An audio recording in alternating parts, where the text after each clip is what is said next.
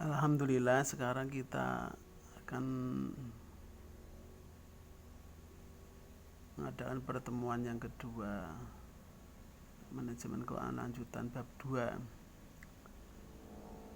yaitu mengenai investasi dalam aktiva tetap atau istilah lain juga penganggaran modal. Istilah yang lain juga bisa investasi jangka panjang. Dikatakan aktiva tetap ini biasanya investasinya jangka panjang. Perusahaan mengadakan investasi dalam aktiva tetap dengan harapan memperoleh kembali dana yang telah diinvestasikan tersebut, seperti halnya pada aktiva lancar. Jadi perusahaan itu berinvestasi, itu berharap dia akan dapatkan pengembalian sebagaimana pengembalian pada aktiva lancar.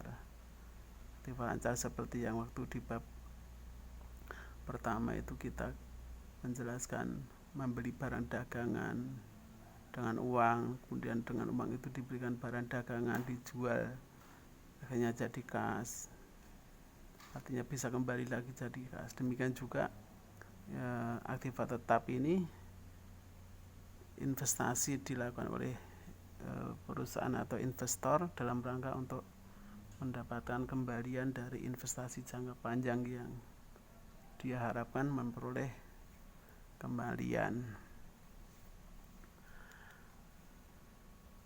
Di dalam investasi jangka panjang itu terdapat dua jenis aliran kas atau istilahnya cash flow. Jadi ada dua jenis cash flow.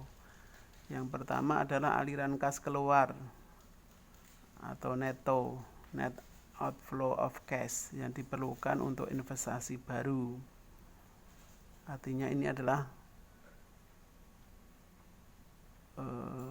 kas yang dikeluarkan untuk membeli atau untuk berinvestasi.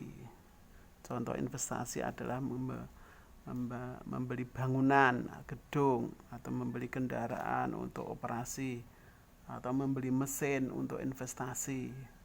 Nah, kas yang dikeluarkan untuk membeli tadi adalah sebagai aliran kas keluar. Artinya perusahaan mau tidak mau mengeluarkan kas untuk membeli aktiva tetap tadi. Maka dikatakan aliran kas yang keluar, aliran kas untuk membeli ini disebut sebagai kas keluar atau moda yang dikeluarkan untuk membeli aktiva itu. Kalau bangunan ya berarti besarnya biaya untuk membangun semua digunakan untuk membangun itu sebagai aliran kasnya. Jadi yang diukur adalah aliran kas. Dan aliran kas keluar ini adalah nanti negatif karena kasnya keluar. Kemudian aliran kas masuk neto, yaitu hasil dari investasi tersebut net cash proceed, atau istilahnya net cash proceed. Kalau saya istilahkan bisa juga aliran kas bersih, laba bersih. Di dalam rugi laba itu kan laporan keuangan itu nanti akan menghasilkan terakhir kata adalah laba bersih. Di situ nanti ditambah dengan laba bersih setelah dikurangi biaya, ketemulah biaya sebelum pajak dikurangi pajak dan bunga. Itu adalah kas bersih.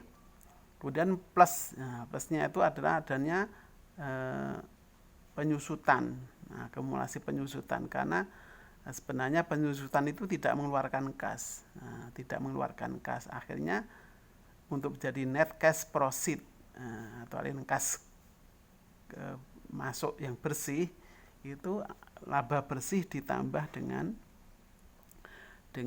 penyusutan.